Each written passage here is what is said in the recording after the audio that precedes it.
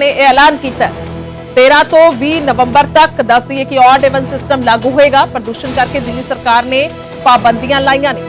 जिक्रयोग है कि इस तो पहला भी पिछले साल का जिक्र किया जाए तो इन्हीं दिनी इस तरीके के नाल वक्-वक् पैंतरे दिल्ली सरकार के वालों अपनाए जाते हैं। ऑड इवन सिस्टम के मुताबिक जेकर ऑड तरीक है यानी कि जेकर 3 तरीक है फॉर एग्जाम्पल तो उस दिन ऑड नंबर वाली गड्डियां ही सड़क से दौड़ सकदियां ने।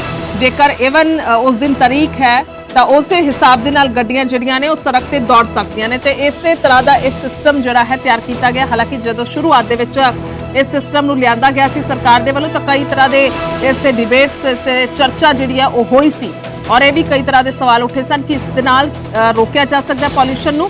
पर जिक्रयोग है कि एक बड़ा योगदान पाउंदा है पॉल्यूशन दे विच जो डीजल गड्डियां ने या फिर वाहनों का जिक्र किया जाए क्योंकि दिल्ली वासी भी कहते हैं। उपरले पासे असी ग्राफिक के जरिए दिखा रहे हैं कि अज का AQI की है सवेरे 8 बजे का। दिल्ली का जिक्र किया जाए वक्-वक् इलाकों का द्वारका दे विच 461 दर्ज किया गया है। पंजाबी बाग दे विच 469 दर्ज किया गया।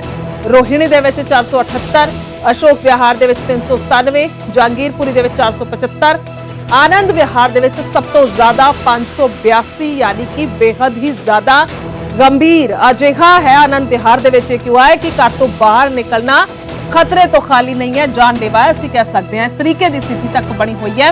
पर कंपैरेटिवली असीं बाकी अगर इलाकों का जिक्र करिए द्वारका पंजाबी बाग तो पिछले दिन के मुकाबले अज माइनर फर्क है, थोड़ा फर्क है पर पिछले दिन के मुकाबले अज घट है।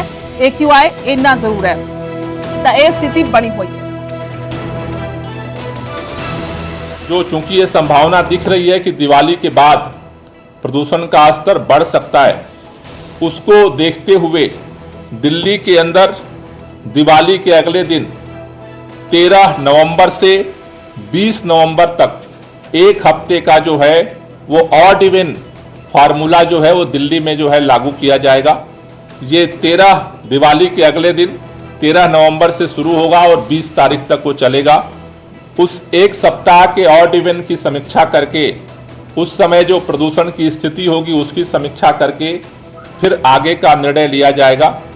ये जो ऑड इवन लागू होगा वैसे दिल्ली में पहले लागू हुआ है, लोगों को पता है, लेकिन ऑड इवन के दौरान ऑड वाले दिन 1 नंबर, 3 नंबर, 5 नंबर, 7 नंबर और 9 नंबर लास्ट जो नंबर होते हैं गाड़ी के उसमें जिसके लास्ट में 1 है, 3 है, 5 है, 7 है, 9 है, 1, 3, 5, 7, 9 ये ऑड वाले दिन गाड़ियां चलेंगी।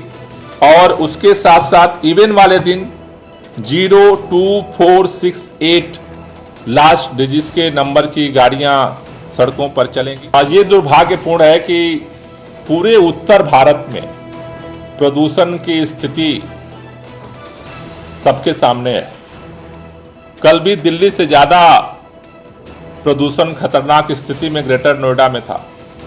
जैसा मैंने पहले भी कहा कि पूरे देश के अंदर 53 जो पोल्यूटेड डिस्ट्रिक्ट्स हैं उनमें से 20 हरियाणा में है जहां भाजपा की सरकार है।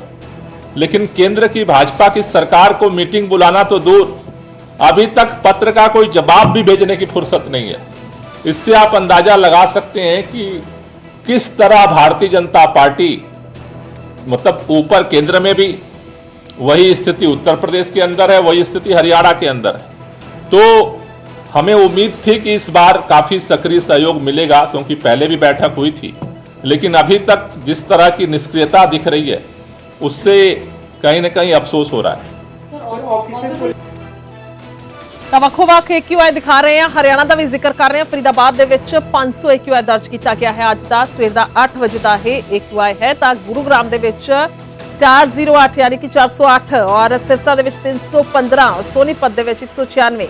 तो यह वक्-वक् एयर क्वालिटी इंडैक्स जो है वह सवेर का है 6 नवंबर का यानी कि अज का सवेर के 8 बजे का। तो इस तो इलावा चंडीगढ़ का जिक्र किया जाए तो इत्थे भी कह सकते हैं कि काफ़ी गंभीर जिहड़ी है स्थिति बनी हुई है। उधर पंजाब का जिक्र किया जाए तो पंजाब दे विच भी जो है वो चिंताजनक स्थिति असीं कह सकते हैं। इस सवेर का एयर क्वालिटी इंडैक्स है पंजाब का बठिंडा दे विच 283, मंडी गोबिंदगढ़ 235। इस तो इलावा लुधियाना का जिक्र किया जाए तो 232 उत्थे दर्ज किया गया है। जलंधर दे विच 229, पटियाला दे विच 225 और अमृतसर दे विच 23 ਤਾਂ ਇਹ 에ਅਰ ਕੁਆਲਿਟੀ ਇੰਡੈਕਸ ਪੰਜਾਬ ਦਾ ਹੈ ਵੱਖ-ਵੱਖ ਜ਼ਿਲ੍ਹਿਆਂ ਦਾ, ਜਿਸ ਦੇ ਵਿੱਚ ਸਭ ਤੋਂ ਜ਼ਿਆਦਾ ਬਠਿੰਡਾ ਦੇ ਵਿੱਚ।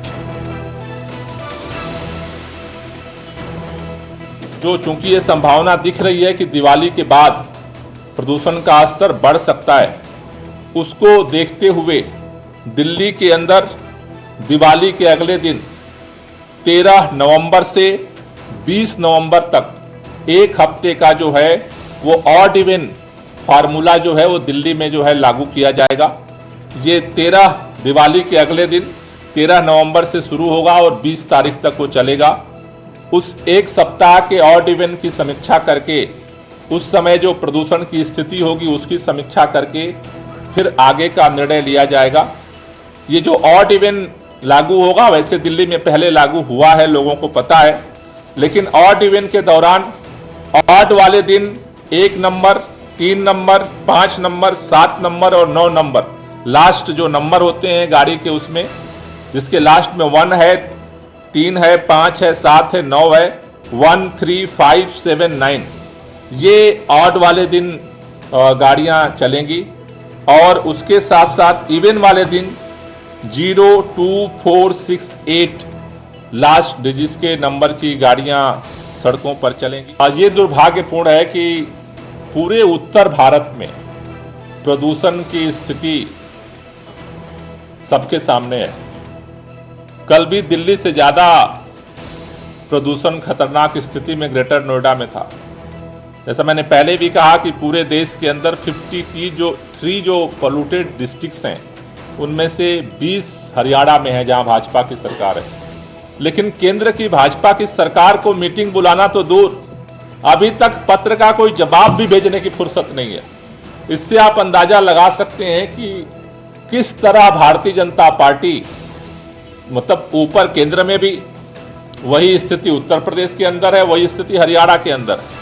तो हमें उम्मीद थी कि इस बार काफ़ी सक्रिय सहयोग मिलेगा, क्योंकि पहले भी बैठक हुई थी, लेकिन अभी तक जिस तरह की निष्क्रियता दिख रही है उससे कहीं ना कहीं अफसोस हो रहा है।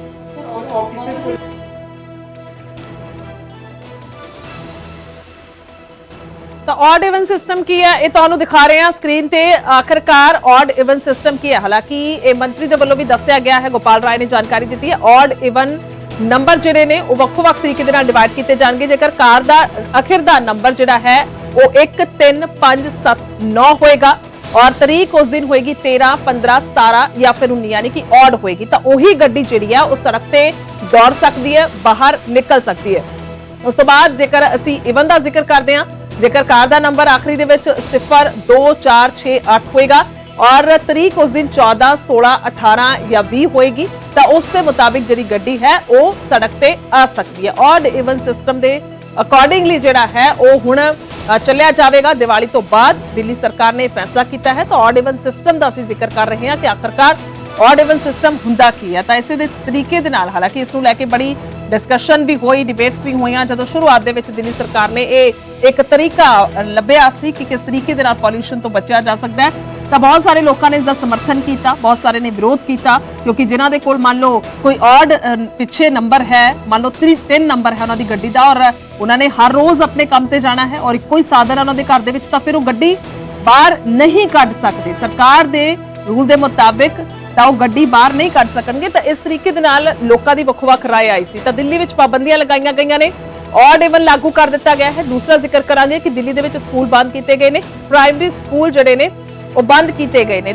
10 नवंबर तक का फैसला किया गया है कि 10 नवंबर तक स्कूल बंद किए गए ने। तो उस तो बाद निर्माण कार्यां ते रोक लगा दी गई है। तो बड़े फैसले असीं कह सकते हैं कि दिल्ली सरकार दे वल्लों किए गए ने कि किस तरीके दे नाल पॉल्यूशन नूं कंट्रोल किया जा सकता है। तो हर तरह के निर्माण कार्य बंद कर दिए गए हैं, जिन्हां दे नाल हवा प्रदूषण फैलता है। तो उस तो बाद जेकर जिक्र किया जाए, इंडस्ट्री भी बंद कर दी गई है, प्रदूषण फैलाने वाली इंडस्ट्री नूं बंद किया गया है। तो यह बड़े फैसले, 4 बड़े फैसले दिल्ली सरकार के वल्लों लए गए ने, पाबंदियां लगा दी गई ने। सब तो पहला अहम है कि ऑड इवन यानी कि लोग किस तरीके दे नाल साथ दे सकते हैं सरकार दा, अपनी गड्डियां जिहड़ियां ने ऑड इवन के हिसाब दे नाल ही सड़क ते कड्ढणगे। ये साफ तौर पे पाबंदियां दे विच एक शामिल किया गया है नियम।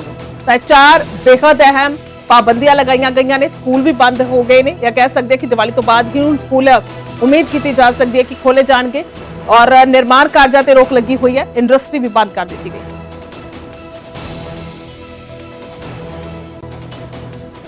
तो जेकर AQI यानी कि एयर क्वालिटी इंडेक्स का जिक्र किया जाए, प्रदूषण के मीटर का जिक्र किया जाए, तो अजिहे हालात कई इलाकों के विच ने। आनंद विहार का असीं जिक्र कर रहे हैं, तो 550 तो ज्यादा AQI जिहड़ा है उत्थे दर्ज किया गया सवेरे 8 बजे का। तो सीधे तौर पर बहुत सारे ਅਸੀਂ कह सकते हैं कि इंस्ट्रक्शनस भी सरकार के वालों लोगों को दित्तियां जा रही ने कि मास्क पाया जाए, भीड़ भाड़ वाली थावां ते ना जाया जाए और बहुत ही जरूरी है तां असीं घरों बाहर निकलीए। तो इस तरीके दे नाल किया जा रहा है, सिर्फ तो सिर्फ ਅਸੀਂ कह सकते हैं कि सलाह भी दी जा रही है और नाल ही पाबंदियां भी लगा दी गई ने ताकि किसी तरीके दे नाल प्रदूषण जिहड़ा है घट होवे।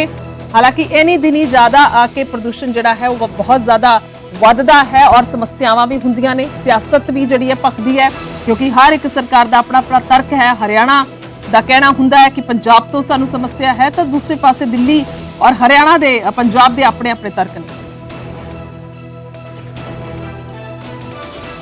स्टबल बर्निंग ਨੂੰ ਲੈ ਕੇ ਜਿਸ ਤਰ੍ਹਾਂ ਸਰਕਾਰ ਵੱਲੋਂ ਐਡਵਾਈਜ਼ਰੀ ਵੀ ਜਾਰੀ ਕੀਤੀ ਗਈ ਹੈ, ਹੈਲਥ ਡਿਪਾਰਟਮੈਂਟ ਵੱਲੋਂ ਐਡਵਾਈਜ਼ਰੀ ਵੀ ਜਾਰੀ ਕੀਤੀ ਗਈ ਹੈ, ਲੇਕਿਨ ਦੂਜੇ ਪਾਸੇ ਸਟਬਲ ਬਰਨਿੰਗ ਦੇ ਮਾਮਲੇ ਲਗਾਤਾਰ ਵੱਧਦੇ ਜਾ ਰਹੇ ਹਨ। ਜੇ ਆਪਾਂ ਗੱਲ ਕਰੀਏ ਪੰਜਾਬ ਦੀ, ਸੰਡੇ ਨੂੰ ਵੀ ਕਾਫੀ ਮਾਮਲੇ ਸਾਹਮਣੇ ਆਏ ਹੈ, ਰਿਕਾਰਡ ਤੋੜ ਮਾਮਲੇ ਸਾਹਮਣੇ ਆਏ ਹੈ। ਦੂਜੇ ਪਾਸੇ ਜੇ ਆਪਾਂ ਗੱਲ ਕਰੀਏ ਪੰਜਾਬ ਹਰਿਆਣਾ ਦੇ ਸਟਬਲ ਬਰਨਿੰਗ ਦੇ ਕਰਕੇ ਚੰਡੀਗੜ੍ਹ ਦੀ 에ਅਰ ਕੁਆਲਿਟੀ ਇੰਡੈਕਸ 'ਚ ਵੀ ਕਾਫੀ ਵਾਧਾ ਹੋਇਆ। 3-4 ਦਿਨ ਦੀ ਅਸੀਂ ਗੱਲ ਕਰ ਲਈਏ 200 ਤੋਂ ਪਾਰ ਜਿਹੜੀ ਹੈ 에ਅਰ ਕੁਆਲਿਟੀ ਇੰਡੈਕਸ ਵੇਖਣ ਨੂੰ ਮਿਲ ਰਹੀ ਹੈ। ਹਾਲਾਂਕਿ ਇਹ ਕਮ ਹੁੰਦੀ ਹੈ। ਸੈਕਟਰ 25 ਦੀ ਅਸੀਂ ਗੱਲ ਕਰ ਲਈਏ, ਉੱਥੇ ਦੀ ਪੂਅਰ ਦੱਸੀ ਜਾ ਰਹੀ ਹੈ 200 ਤੋਂ ਵੀ ਵੱਧ।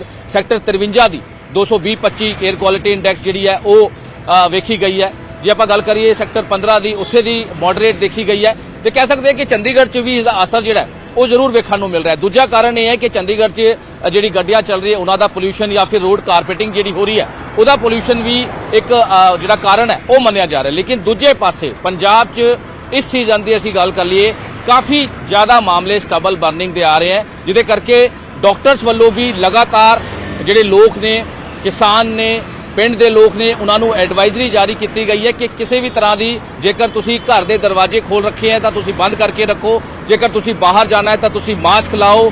ਬਹੁਤ ਸਾਰੀ ਚੀਜ਼ਾਂ ਨੂੰ ਦੇਖ ਕੇ ਤੁਸੀਂ ਧਿਆਨ ਰੱਖੋ, ਕਿਉਂਕਿ ਜਿਹੜੇ ਅਸਥਮਾ ਦੇ ਪੇਸ਼ੈਂਟਸ ਨੇ, ਜਿਹੜੇ ਜਿਨ੍ਹਾਂ ਨੂੰ ਸਾਹ ਲੈਣ 'ਚ ਦਿੱਕਤ ਹੈ, ਉਹਨਾਂ ਵਾਸਤੇ ਕਾਫੀ ਕਹਿ ਸਕਦੇ ਹਾਂ ਕਿ ਬੇहद ਚਿੰਤਾਜਨਕ ਹੈ। ਇਸ ਕਰਕੇ ਲੋਕਾਂ ਨੂੰ ਲਗਾਤਾਰ ਐਡਵਾਈਜ਼ਰੀ ਜਾਰੀ ਕੀਤੀ ਗਈ ਹੈ। ਦੂਜੇ ਪਾਸੇ ਚੰਡੀਗੜ੍ਹ ਵੱਲੋਂ ਵੀ, ਚੰਡੀਗੜ੍ਹ ਜਿਹੜਾ ਪੋਲਿਊਸ਼ਨ ਬੋਰਡ ਹੈ ਉਹਨਾਂ ਵੱਲੋਂ ਵੀ ਹਰਿਆਣਾ ਤੇ ਪੰਜਾਬ 'ਚ ਇੱਕ ਲੈਟਰ ਲਿਖੀ ਗਈ ਹੈ ਜਿਹਦੇ ਵਿੱਚ ਕਿਹਾ ਗਿਆ ਹੈ ਕਿ ਇਹਦੇ ਵਿੱਚ ਧਿਆਨ ਦਿੱਤਾ ਜਾਵੇ, ਕਿਸਾਨਾਂ ਨੂੰ ਅਵੇਅਰ ਕੀਤਾ ਜਾਵੇ ਤੇ ਕਿ ਸਟਬਲ ਬਰਨਿੰਗ ਜਿਹੜਾ ਇਸ਼ੂ ਹੈ ਲਗਾਤਾਰ ਵੱਧਦਾ ਜਾ ਰਿਹਾ ਹੈ, ਪਰਾਲੀ ਜਿਹੜੀ ਹੈ ਉਹ ਨਾ ਸੜਨ, ਜਿਸ ਕਰਕੇ ਕਾਫੀ ਦਿੱਕਤਾਂ ਸਾਹਮਣੇ ਆ ਰਹੀਆਂ।